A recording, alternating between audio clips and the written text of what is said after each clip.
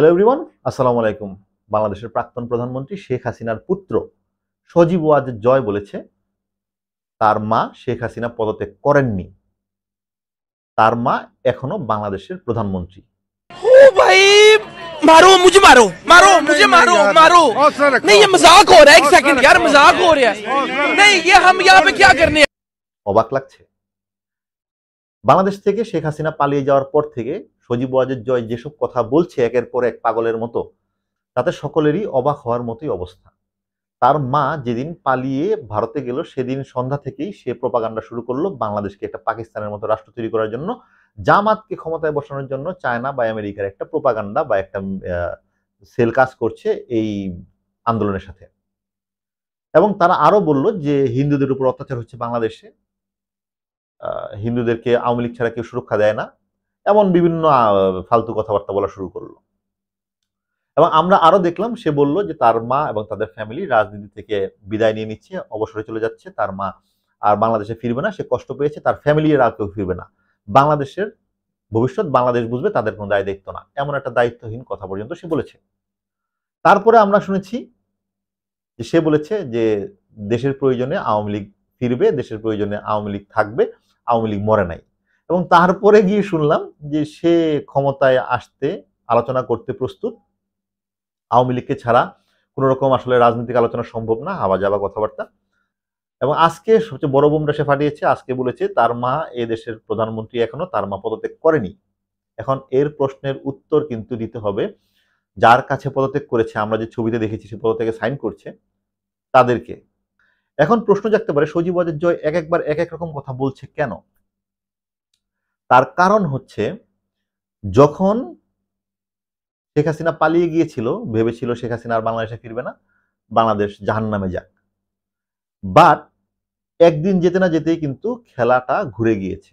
শেখ হাসিনাকে America visa দেয়নি, asylum দেয়নি, ইউকেও দেয়নি।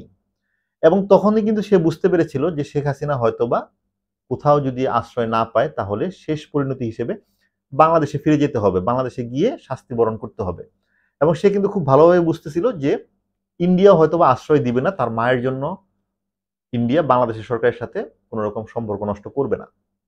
এবং সেটা কিন্তু অলরেডি ইন্ডিয়ার একজন বলেছেও এবং এখন সকলেই জানে। তো সেই জায়গা থেকে এটা বলাই ভালো যে আমরা বাংলাদেশে যাব, বাংলাদেশে গিয়ে দলের জন্য কাজ করব, এই সেই হাবিজাবি। বাট আজকে যে পাগলের প্রভাবটা বললো সেটার যৌক্তিকতা আমি দেখি না। এখন আসলে ঘটনা হচ্ছে কি এত লোভ, মানে আওয়ামী লীগের এত লোভ কেন, কেন সে আসলে ফিরতে চায়? মূল ঘটনা হচ্ছে বাংলাদেশে হচ্ছে একটা সোনার ডিম পাড়া হাঁস। এই সোনার ডিম পাড়া হাঁসটাকে তারা চেয়েছিল মারার জন্য যখন আসলে শেখ হাসিনা পালিয়ে যায়।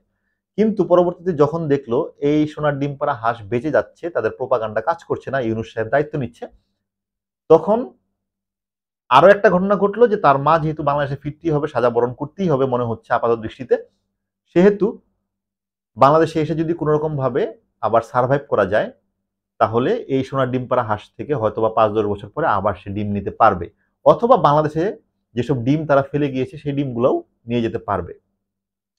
কিন্তু একটা কথা বলে রাখি, বাংলাদেশ এই ভুল খুব সহজে আর করবে বলে মনে হয় না।